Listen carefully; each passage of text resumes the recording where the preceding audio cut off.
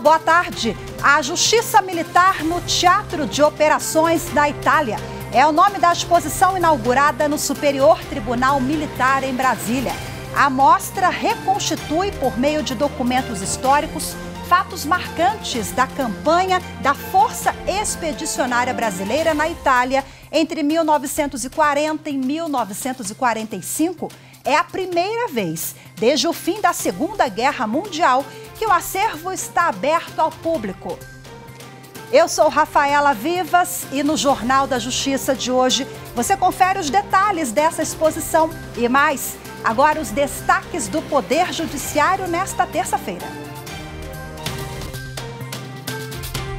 Supremo Tribunal Federal forma maioria para validar o decreto que vetou a redução das alíquotas do PIS e da COFINS sobre receitas de empresas do lucro real. Superior Tribunal de Justiça nega pedido de amigo do ex-jogador Robinho sobre cópia integral do processo por estupro na Itália. E ainda, Conselho Nacional de Justiça lança cartilha com recomendações de atendimento a pessoas com autismo no Judiciário.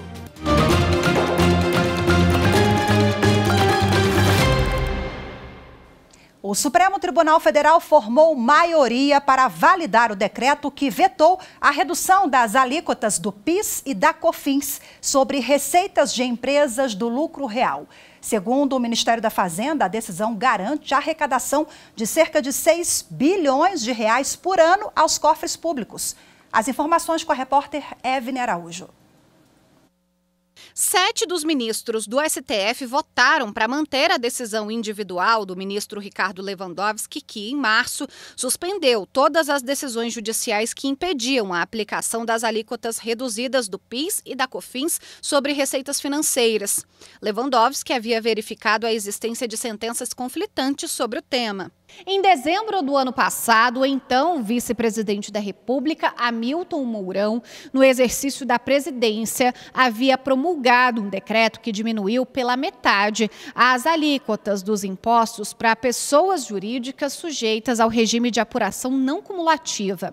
Em janeiro, contudo, o presidente Luiz Inácio Lula da Silva editou um novo decreto com vigência imediata que revogou o anterior e manteve os índices que vinham sendo pagos pelo contribuinte desde 2015. Na ação no Supremo Tribunal Federal, a Presidência da República, representada pela Advocacia Geral da União, apontou a existência de decisões contraditórias da Justiça Federal que tanto afastam como aplicam as novas alíquotas. No julgamento colegiado para referendar a decisão liminar do ministro Ricardo Lewandowski, os ministros André Mendonça e Rosa Weber, presidente do STF, divergiram do relator. Já o ministro Gilmar Mendes apontou ressalvas. O Supremo Tribunal Federal declarou a inconstitucionalidade de leis do Rio de Janeiro que estabeleciam normas sobre o licenciamento de veículos automotores e a fiscalização realizada pelo Detran. Acompanhe mais detalhes com Anderson Arcoverde. A decisão foi tomada em julgamento no plenário virtual. Os ministros analisaram 2 leis fluminenses que mudaram normas sobre o licenciamento de veículos.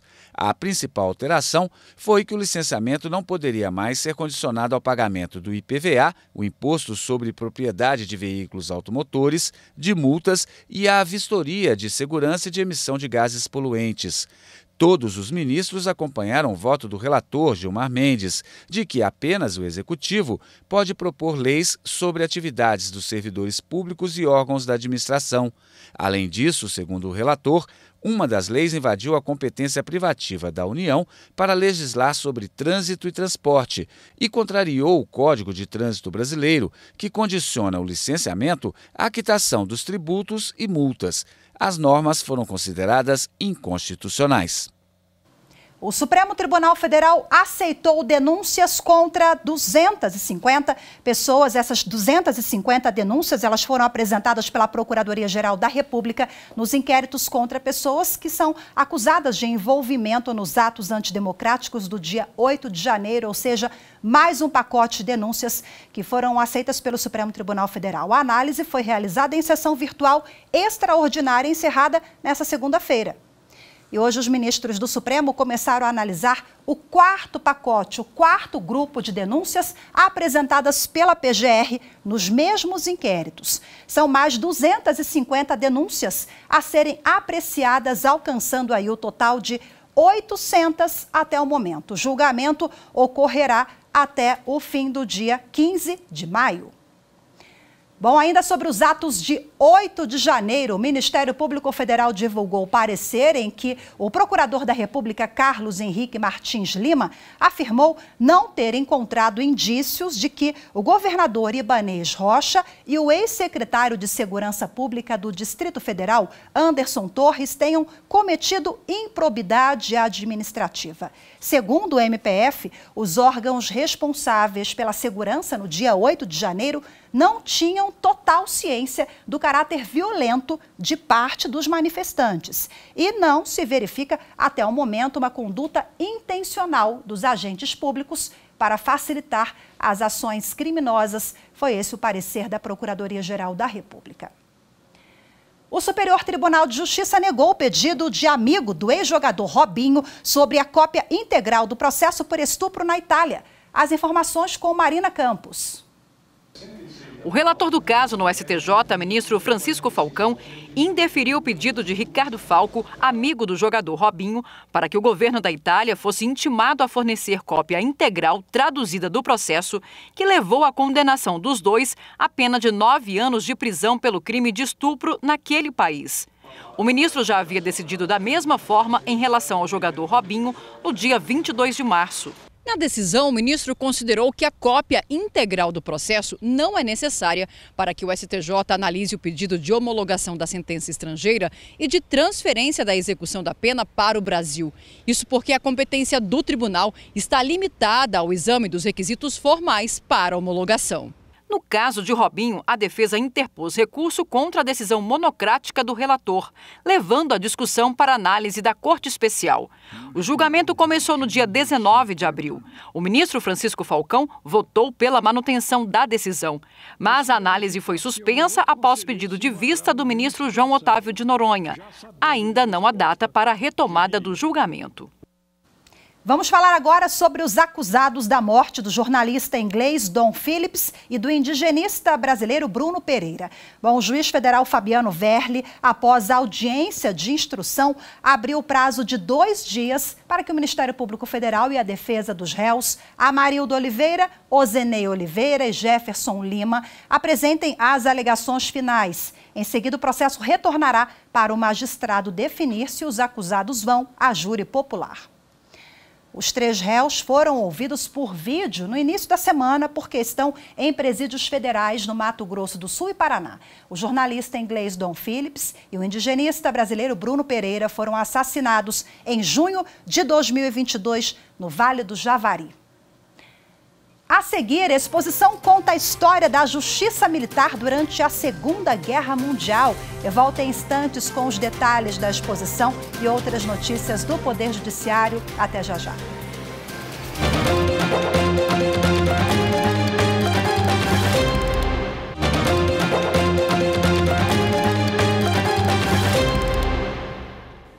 O Superior Tribunal Militar abriu uma exposição em Brasília que mostra um outro lado da Segunda Guerra Mundial.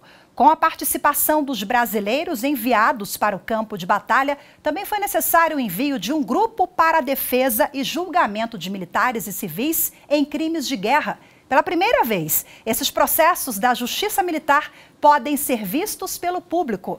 É o que mostra o repórter Renato Rosa.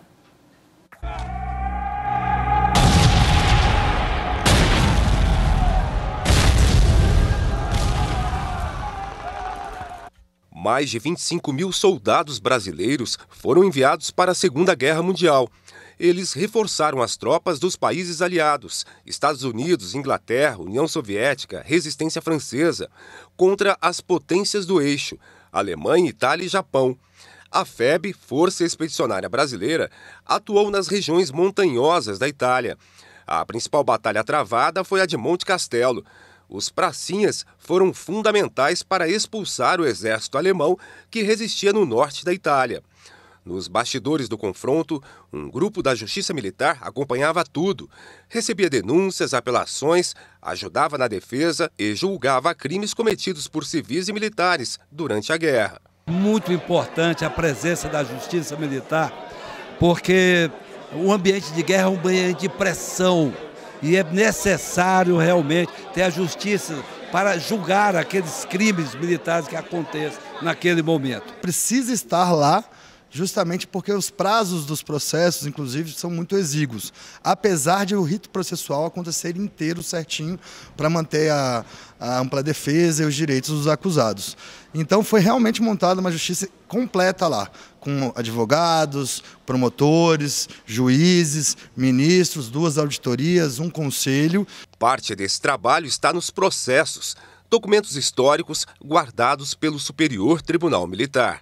Pela primeira vez desde o fim da Segunda Guerra Mundial, quando esses materiais e documentos foram trazidos para o Brasil, o acervo de valor histórico e jurídico agora está aberto para o público.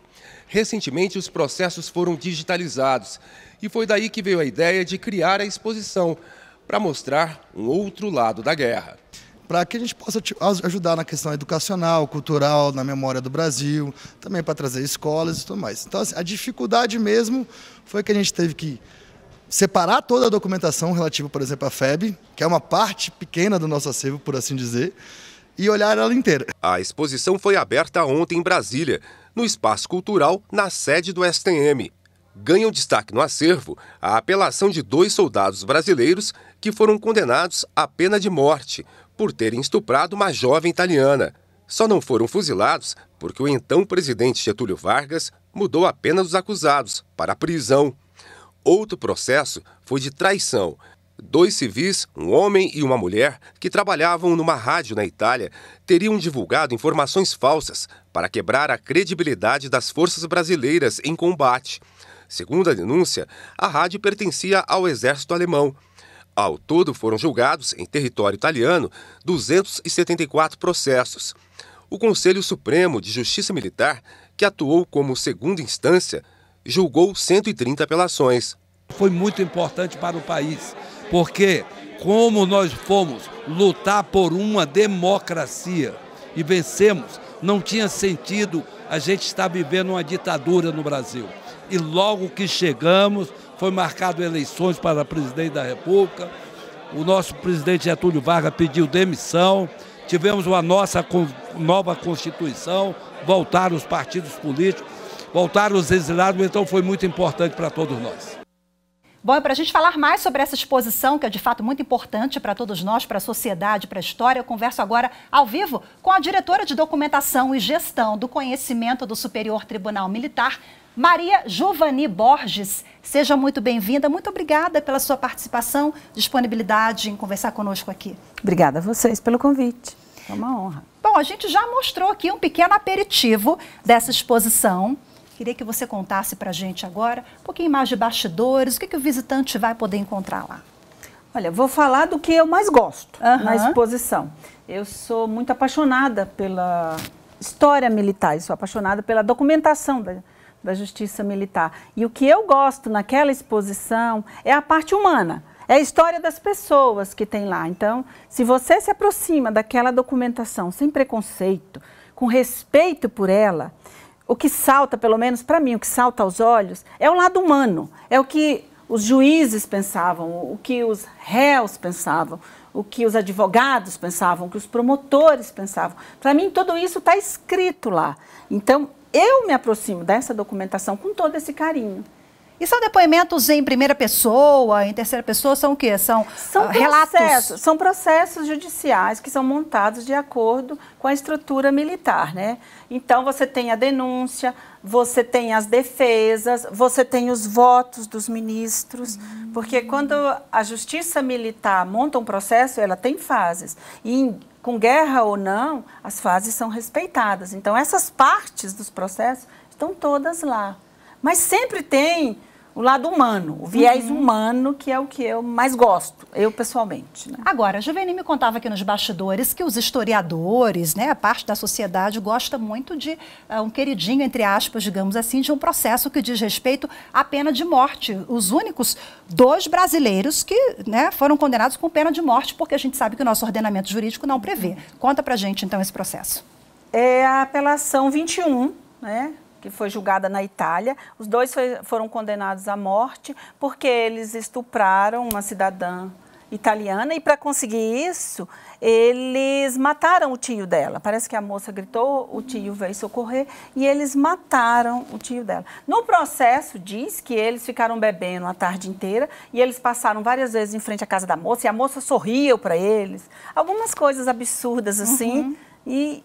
Na loucura da bebida, eles cometeram esse ato vergonhoso, não só para eles, como para toda a justiça militar, né?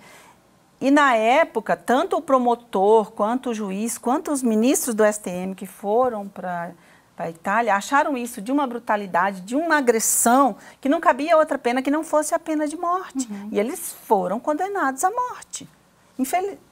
Não morreram, digamos assim. Você vai falar, infelizmente, mas a gente está, né, remonta à época, aos fatos que realmente...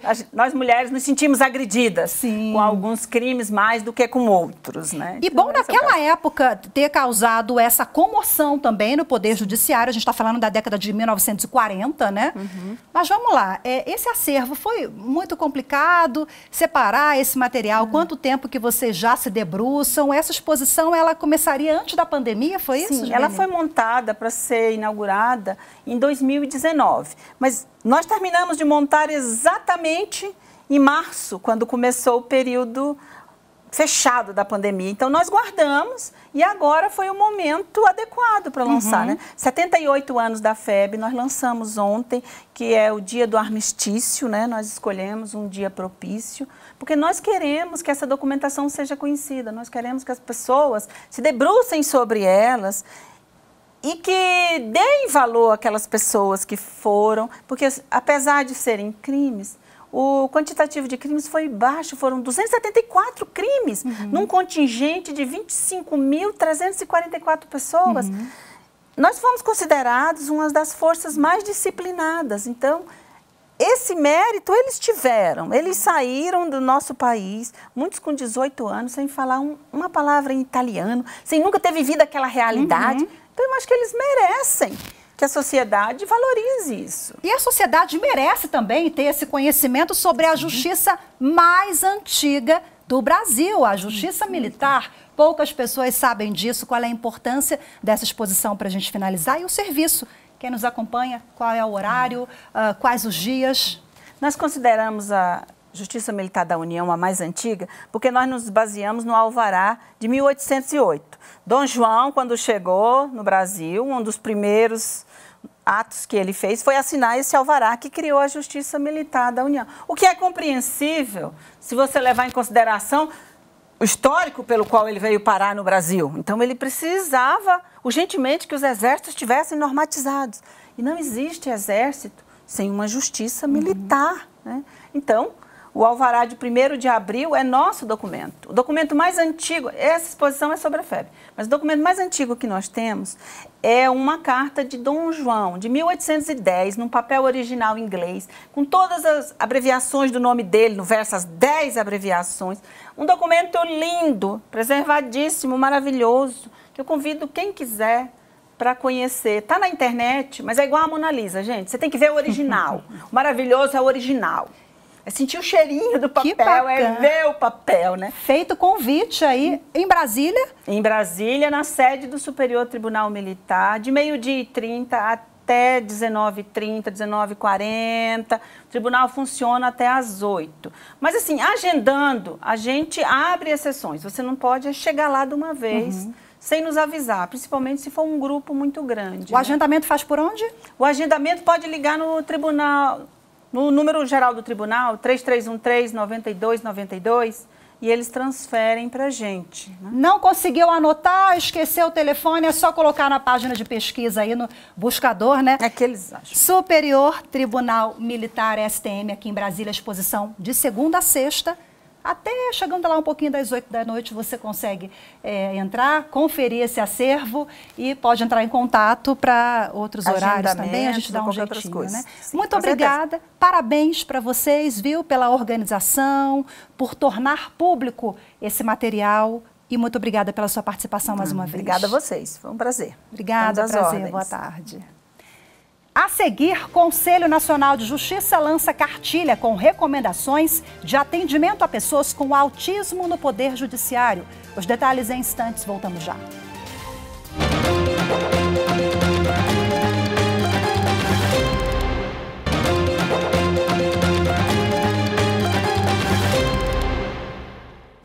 Hoje, durante todo o dia, tem sessão ordinária do plenário do Conselho Nacional de Justiça, CNJ.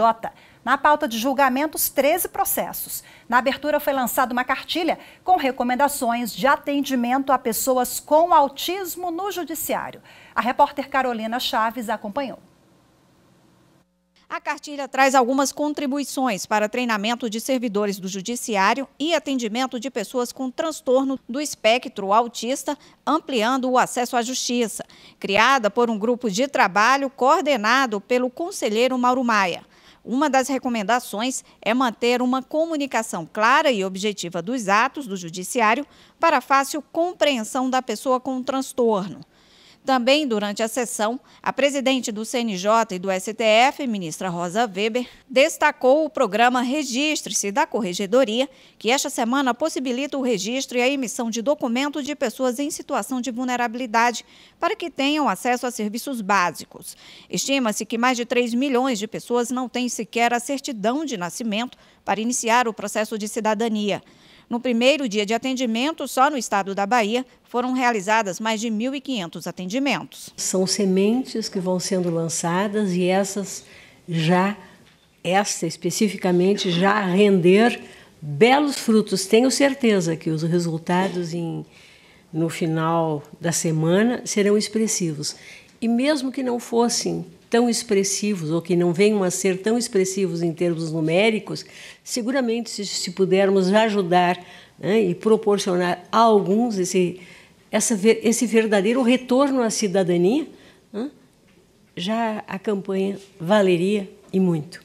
O Corregedor Nacional de Justiça, ministro Luiz Felipe Salomão, explica que o programa faz parte de uma política e tarefa constitucional do CNJ e sugeriu que essa semana fosse realizada todo ano. Que nós pudemos também, dentro das metas e diretrizes da Corregedoria, que nós elaboramos todo ano, inserirmos essa proposta de criar a Semana do Registro Civil, onde faríamos um esforço concentrado para fornecer o primeiro documento para iniciar o processo de cidadania, que é o registro de nascimento.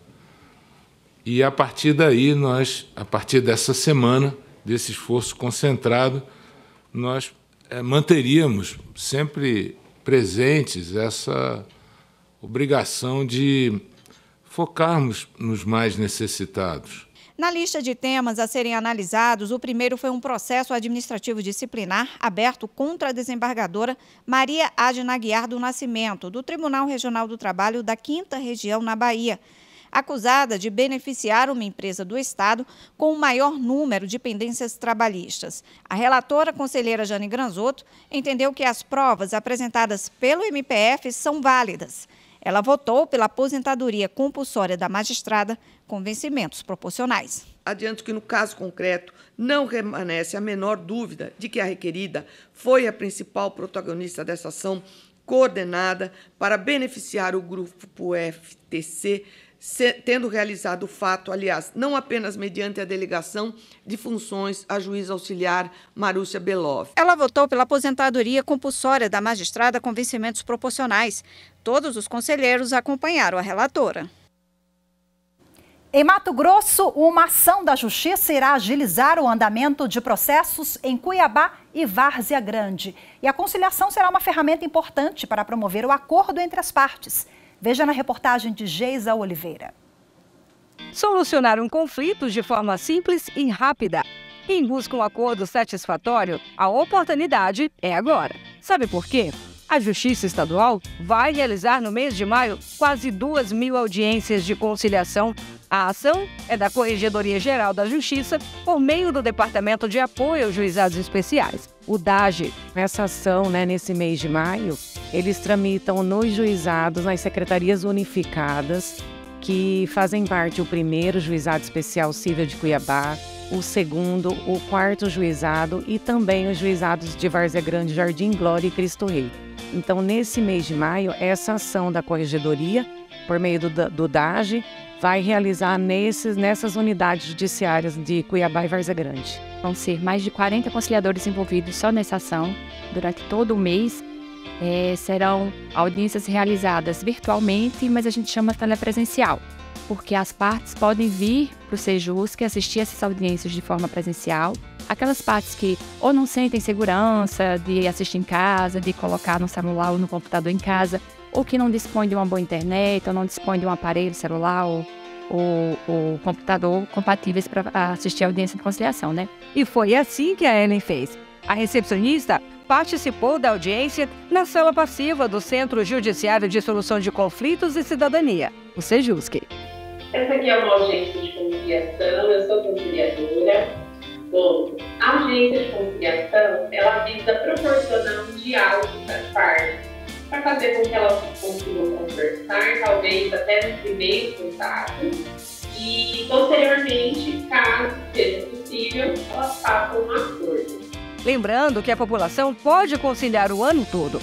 Basta procurar o Sejusc mais próximo. Entre em contato com a equipe e tire as dúvidas. A conciliação, ela é possível em todas as fases processuais, inclusive na fase de recurso.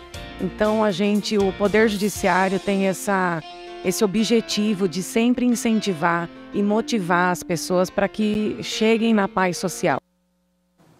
Bom, e hoje a gente fica por aqui. Muito obrigada pela sua companhia. Ótima tarde. Até amanhã. Tchau, tchau.